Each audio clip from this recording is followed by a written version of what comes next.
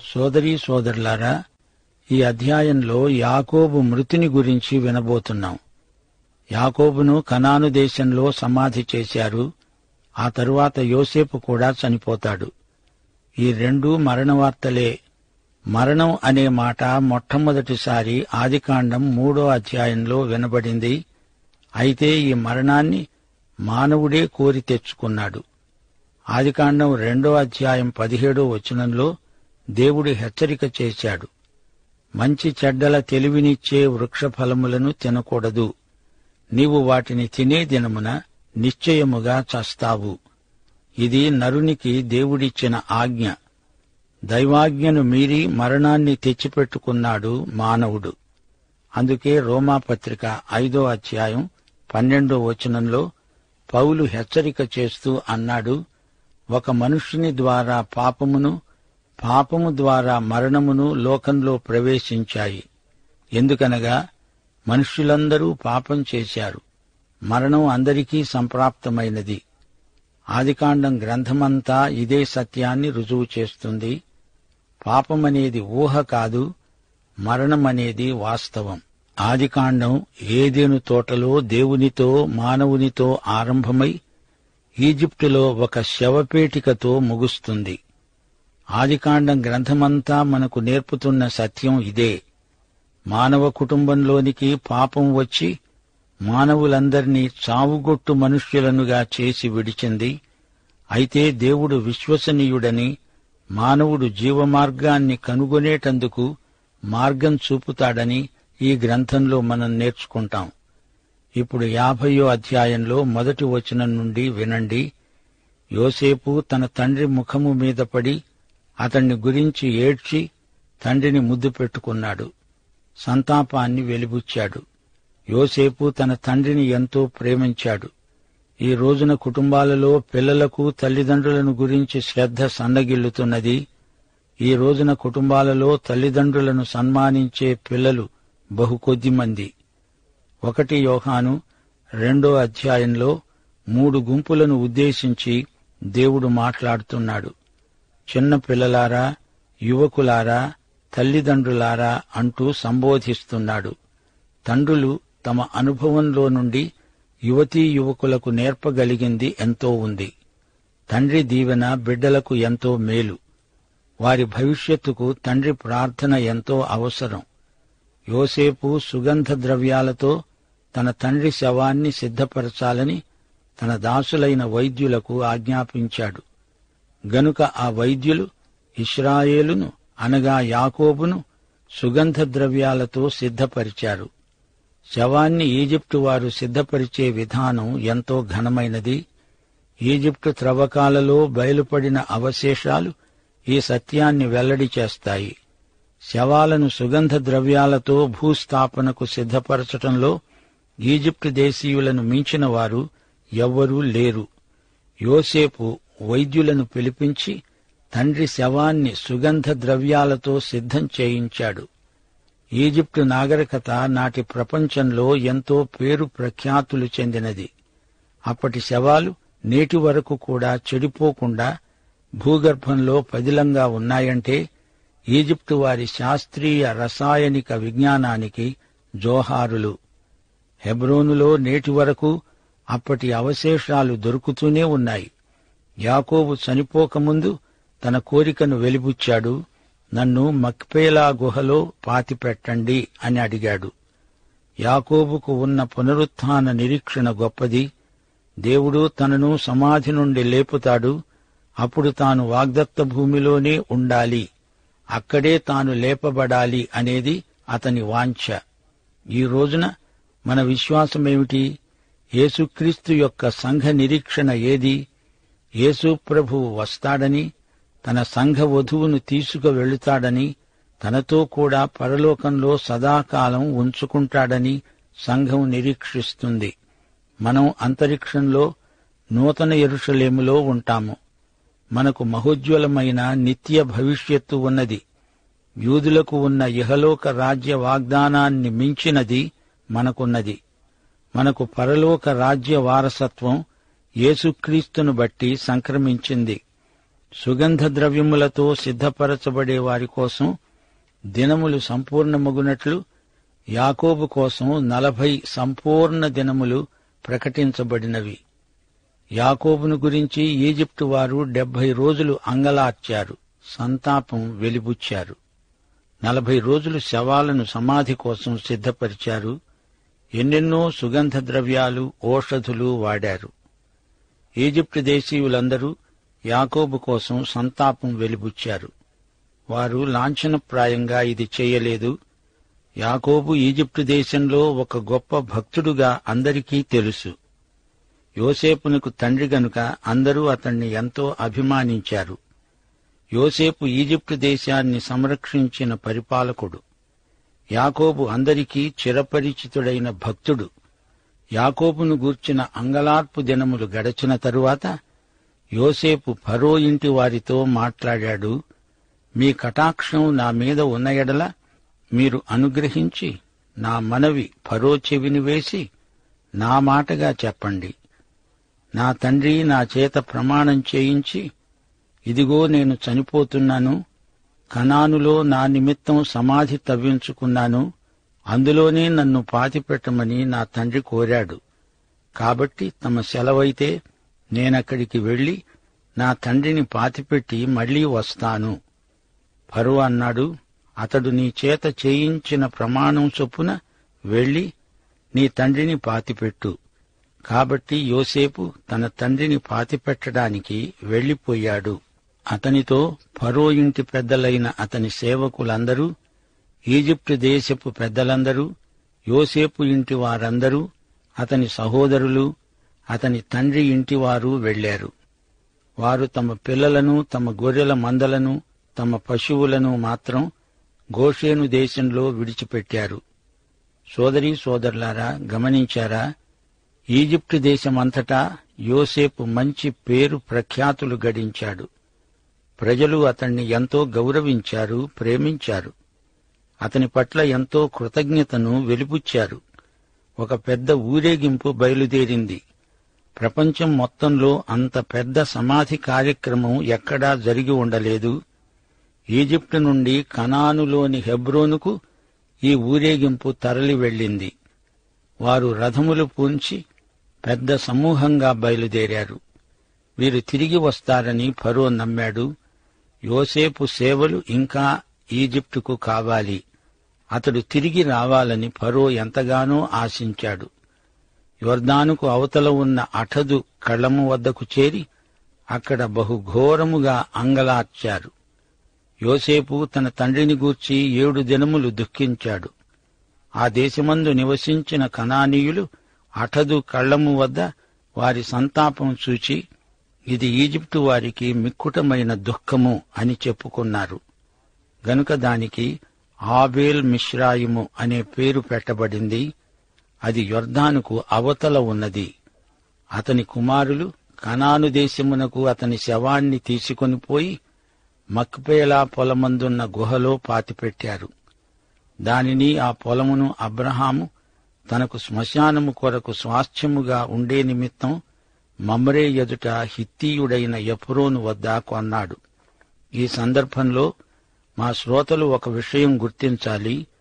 బెత్లెహేము మక్పేలా నుండి 35 కిలోమీటర్ల దూరంలో ఉంది. రాహేలు అక్కడే పాతిపెట్టబడింది. యాకోబును రాహేలు సమాధి దగ్గరే ఎందుకు పాతిపెట్టలేదు? ఎందుకనగా అబ్రహాము ఈ గుహను కొన్నాడు, వెల చెల్లించి ఆ స్థలాన్ని సంపాదించాడు. గనుక యాకోబు తన పూర్వీకుల సరసన పాతిపెట్టబడాలని కోరాడు. తన పూర్వీకులందరికీ పునరుత్థాన నిరీక్షణ ఉన్నది. వాగ్దత్త భూమిలోనే తన పూర్వీకుల మధ్యనే ఉండి లేపబడడం అతనిలో ఉన్న చిరకాల వాంఛ. యోసేపు తన తండ్రిని పాతిపెట్టిన తరువాత అతడు, అతని సహోదరులు, అతని తండ్రిని పాతిపెట్టడానికి వెళ్లిన వారందరూ తిరిగి ఈజిప్టుకు వచ్చారు. యోసేపు సహోదరులు తమ తండ్రి మృతి పొందడం చూచి, ఒకవేళ యోసేపు మన యందు పగపట్టి మనం అతనికి చేసిన కీడంతటి చొప్పున మనకు తప్పకుండా కీడు చేస్తాడు అనుకున్నారు. వారు యోసేపునకు వర్తమానం పంపారు. నీ తండ్రి తాను చావక మునుపు ఆజ్ఞాపించినదేమనగా, మీరు యోసేపుతో, నీ సహోదరులు నీకు కీడు చేశారు గనుక దయచేసి వారి అపరాధమును పాపమును క్షమించుమని వేడుకోవలసిందిగా కోరాడు. కాబట్టి దయచేసి నీ తండ్రి యొక్క దేవుని దాసులమైన మా అపరాధం క్షమించాలి. వారు యోసేపుతో ఇలాగు మాట్లాడుతూ ఉండగా అతడు ఏడ్చాడు. యాకోబు చనిపోకముందు వీరందరూ తండ్రికి తమ భయాందోళనలు వెలిబుచ్చారు. యోసేపు ప్రతీకారం చేస్తాడేమో అని వారు భయపడ్డారు. అందుచేత యాకోబు ఈ విధంగా యోసేపునకు వర్తమానం పంపాడు. క్షమించమని వారి చేత అడిగించాడు. వీరు తమ పాపములను గురించి పశ్చాత్తాపం చెందుతున్నారు. యోసేపు దుఃఖం ఆపుకోలేకపోయాడు. అతని సహోదరులు పోయి అతని ఎదుట సాగిలపడి, ఇదిగో మేము నీకు దాసులము అన్నారు. శ్రోతలు వింటున్నారా? యోసేపు కన్న కలలు వాస్తవమని పదే పదే దేవుడు ప్రదర్శనాత్మకంగా చూపుతున్నాడు. యోసేపు పనకు మిగతా పనులన్నీ సాష్టాంగ నమస్కారం చేస్తున్నాయి. అప్పుడు యోసేపు అన్నాడు, భయపడకండి, నేను దేవుని స్థానమందున్నానా? గమనించండి, యోసేపు ప్రతి సందర్భంలోనూ దేవుణ్ణి మహిమపరుస్తున్నాడు. ఇప్పుడు మా శ్రోతలు ఆదికాండం 50వ అధ్యాయం 20వ వచనాన్ని రోమాపత్రిక 8వ అధ్యాయం 28వ వచనంతో సరిపోల్చి చూసుకోవాలి. ఈ 2 వచనాలు కలిపి చెప్తాను, వినండి. మీరు నాకు కీడు చేయనుద్దేశించారు గాని నేటి దినమున జరుగుతున్నట్లు, అనగా బహు ప్రజలను బ్రతికించున్నట్లుగా అది మేలుకే దేవుడు ఉద్దేశించాడు. దేవుని ప్రేమించే వారికి, అనగా ఆయన సంకల్పము చొప్పున పిలువబడిన వారికి సమస్తము వారి మేలుకే సమకూడి జరుగుతుందని ఎరుగుదుము. ఇది మనకందరికీ వర్తించే విశ్వాస సూత్రం. ఇందులో విశ్వాసుల ఆశాభావం సహజాతీతమై ఎంతో ఆదరణ కలిగిస్తుంది. సోదరీ సోదరులారా, ఒక విషయం మీరెన్నడూ మర్చిపోకూడదు. కష్టాలు వచ్చినప్పుడు దేవుడు ఎందుకు ఇది జరగనిచ్చాడు అని అడుగుతారా? దేవుడు మనకు ఉత్తరోత్తర మేలు కలగడానికి అట్టి సంఘటనలను జరగనిస్తాడు. ఇది మనం నమ్మి తీరాలి. యోసేపు అంటున్నాడు, నా ప్రియ సహోదరులారా, భయపడకండి, నేను మిమ్మును మీ పిల్లలను పోషిస్తాను. యోసేపు వారిని ఆదరించి వారితో ప్రీతిగా మాట్లాడాడు. అతని తండ్రి కుటుంబీకులు ఈజిప్టులో నివసించారు. యోసేపు 110 సంవత్సరాలు బ్రతికాడు. యోసేపు ఎఫ్రాయిము యొక్క 3వ తరం పిల్లలను చూచాడు. మనష్షే కుమారుడైన మాకీరుకు కుమారులు పుట్టి యోసేపు ఒడిలో ఉంచబడ్డారు. అంటే యోసేపు తన మనుమలను, ముదిమనుమలను, వారి పిల్లలను కూడా చూచాడు. ఇప్పుడు మనం ఆదికాండం చిట్ట చివరికి వచ్చాం. యోసేపు తన సహోదరులను చూచి అన్నాడు, నేను చనిపోతున్నాను. దేవుడు మిమ్ములను నిశ్చయముగా చూడడానికి వస్తాడు. ఈ దేశంలో నుండి వాగ్దత్త దేశానికి, అనగా అబ్రహాము, ఇస్సాకు, యాకోబులతో ప్రమాణం చేసి ఇచ్చిన దేశానికి మిమ్ములను తీసుకొని పోతాడు. దేవుడు నిశ్చయముగా మిమ్మును చూడడానికి వస్తాడు. అప్పుడు మీరు నా ఎముకలను ఇక్కడ నుండి తీసుకొని వెళ్ళండి. ఈ విషయమై యోసేపు తన సహోదరుల చేత ప్రమాణం చేయించాడు. యోసేపు 110 సంవత్సరాల వయస్సులో మృతి చెందాడు. వారు సుగంధ ద్రవ్యాలతో అతని శవాన్ని సిద్ధం చేసి ఈజిప్టు దేశమందు ఒక పెట్టెలో ఉంచారు. శ్రోతలు, ఇంతటితో ఆదికాండం ముగిసింది. ఈ గ్రంథం ఆరంభంలో దేవుడు భూమి ఆకాశములను సృజించాడు. ఈ గ్రంథం ముగింపులో ఈజిప్టు దేశమందు సమాధి పెట్టె, అందులో యోసేపు. ఈ మధ్యకాలంలో ఏమి జరిగింది? పాపమనే దుష్టశక్తి మానవ సంబంధాలను కలుషితం చేసింది. ఇప్పుడు మనకు మరో ప్రశ్న ఎదురవుతుంది. యోసేపును కనానుకు తీసుకొని వెళ్లి అక్కడే ఎందుకు సమాధి చెయ్యలేదు? దీనికి కారణం ఉంది. యోసేపు ఈజిప్టు దేశంలో చాలా గొప్ప వ్యక్తి గనుక అతని శవాన్ని ఈజిప్టు నుండి తరలించడం అక్కడి ప్రజలకు ఇష్టం లేదు. యోసేపును ఈజిప్టు వారు తమ మనిషిగానే గుర్తించారు, ఘనపరిచారు. అతని సమాధి వద్ద జ్ఞాపకార్థంగా ఒక స్తూపం నిర్మించారు. యోసేపు అన్నాడు, మీరు ఇక్కడ నుండి కనానుకు వెళ్లిపోతారు, అప్పుడు నా ఎముకలను పట్టుక వెళ్ళండి. కనాను దేశంలోనే సమాధి చెయ్యండి. నేను అక్కడే పునరుత్థానం చెందుతాను, అక్కడే లేపబడి వాగ్దత్త భూమిలో ఉంటాను. ఇది యోసేపు నిరీక్షణ.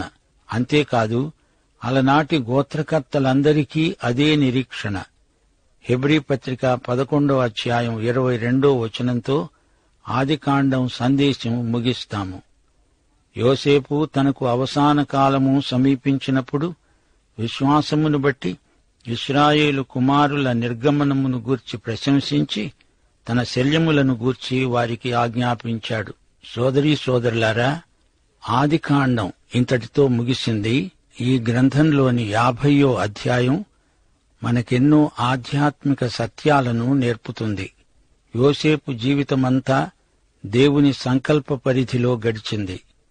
యేసుక్రీస్తుకు ముందు గుర్తుగా యోసేపు జీవితం కొనసాగింది. అతన్ని గుంటలో పడదోశారు. అతడు బానిసగా అమ్మబడ్డాడు. ఆ తరువాత అతడు పైకి అత్యున్నత పదవికి హెచ్చించబడ్డాడు. యోసేపు అవసాన కాలంలో అతని వ్యక్తిత్వం ఆధ్యాత్మిక వికాసంలో పరాకాష్ఠ బిందువుకు చేరుకున్నది. 24వ వచనంలో యోసేపు అన్నమాట ఎంతో ప్రవచనాత్మకమైనది.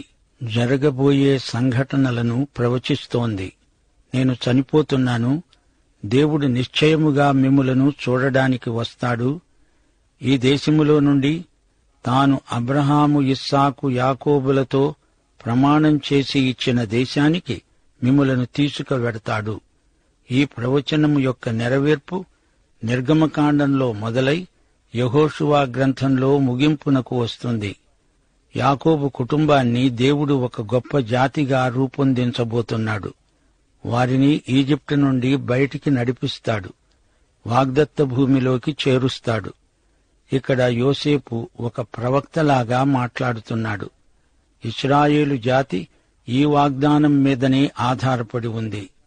దేవుడు తన వాగ్దానాన్ని తప్పక నెరవేరుస్తాడు అనే స్థిరమైన విశ్వాసం ఈ జాతికి ఉంది. ఇది జాతీయ నిరీక్షణ. యోసేపు చనిపోతూ ఈ మాట పలికాడు. ఇశ్రాయేలీయులు ఒక జాతిగా తిరిగి తమ స్వదేశానికి, వాగ్దత్త భూమికి వస్తారు. దేవుని బిడ్డలు తమ జీవితకాలమంతా దేవుని వాగ్దానాలపై ఆధారపడి విశ్వాసంతో జీవిస్తారు. విశ్వాసం అనేది శరీరంలోని కండరముల వంటిది. సాధన ద్వారా, వ్యాయామం ద్వారా కండరాలు బలపడతాయి. మనం కూడా మన విశ్వాసాన్ని సాధన చేస్తే యోసేపు నిరీక్షణకు వారసులమవుతాము. విశ్వాసం ఒక ఆవగింజ. దాన్ని సరిగా హృదయంలో నాటితే, దాన్ని పెంచితే అది మహావృక్షమవుతుంది. ఆవగింజ చిన్నదే అయినా అది నాటబడినదై సరిగా ఎదిగితే సమస్యలను తొలగించేటంత బలాన్ని పుంజుకుంటుంది. ఈ పాఠంలో మరో పరమసత్యం ఉంది. యోసేపు 20వ వచనంలో అన్నాడు, మీరు నాకు కీడు చేయనుద్దేశించారు గాని నేటి దినమున జరుగుతున్నట్లు, అనగా బహు ప్రజలను బ్రతికించున్నట్లుగా అది మేలుకే దేవుడు ఉద్దేశించాడు. యోసేపు సోదరుల కీడు నుండి దేవుడు అతనికి మేలు కలిగేటట్లు చేశాడు. పోతిఫరు భార్య అతని మీద వేసిన అభాండం, పానదాయకుడు అతణ్ణి మరచిపోవడం, 7 సంవత్సరాల కరువు, ఇవన్నీ యోసేపునకు మేలుగానే పరిణమించాయి. శ్రోతలు, క్రీస్తునందు మనకు ఎంతో క్షేమము, భద్రత. మనకు క్రీస్తునందు ఏ శిక్షావిధి లేదు. మనకు, మనలను ప్రేమించిన ప్రభువుకు ఎడబాటు లేదు.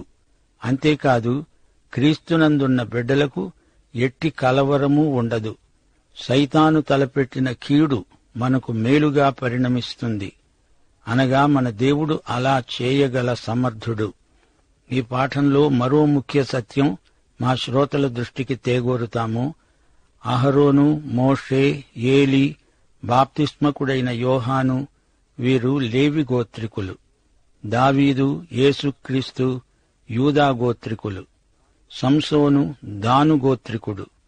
ఏలీయా నఫ్తాలి గోత్రికుడు, యెహోషువ, గిద్యోను, సమూయేలు, యోసేపు గోత్రికులు, సౌలు, ఎస్తేరు, అపొస్తలుడైన పౌలు, బెన్యామీను గోత్రికులు. ఈ 12 గోత్రకర్తలను యాకోబు ఆశీర్వదించాడు. దేవునికి స్తోత్రం. పాఠం ఇంతటితో సమాప్తం. ముగింపులో ప్రార్థన చేసుకుందాము. ప్రతి ఒక్కరూ తల వంచండి. పరిశుద్ధ దేవా, నీ ఆశీర్వాదాలన్నిటినీ లెక్కించడానికి నిత్యత్వపు కాలము సరిపోదు. నీ వాక్యాశీర్వాదముల కొరకు నీకు కృతజ్ఞులం. తండ్రి, నీవు మాకనుగ్రహించిన ఈ అమూల్యమైన పాఠం కోసం నీకెంతో కృతజ్ఞతాస్తుతులు సమర్పిస్తున్నాం. మేము నేర్చుకున్న పాఠాలను మా వ్యక్తిగత జీవితాలకు అన్వయించుకొని బ్రతకడానికి పరిశుద్ధాత్మ మాకు సహాయం చేయి. మేము నీ మహిమార్థమై ఈ లోకములో జీవించడానికి బైబిలులో కొందరు వ్యక్తుల జీవితాలలో నీ కృప అపరిమితముగా విస్తరించిన వైనం చూడడానికి మాకు కనువిప్పు కలిగించుమని, నేటి పాఠమందలి విషాదకరమైన సంఘటనలను బట్టి మా జీవితాలను మేము సరిదిద్దుకోవడానికి నీ కృపా విశేషము మాకనుగ్రహించుమని, మహిమ పొందుమని, సైతానీయ దుష్ట శక్తులను లయపరచి దూరపరచుమని యేసుక్రీస్తు వారి శుభనామమున ప్రార్థన చేస్తున్నాము తండ్రి. ఆమేన్.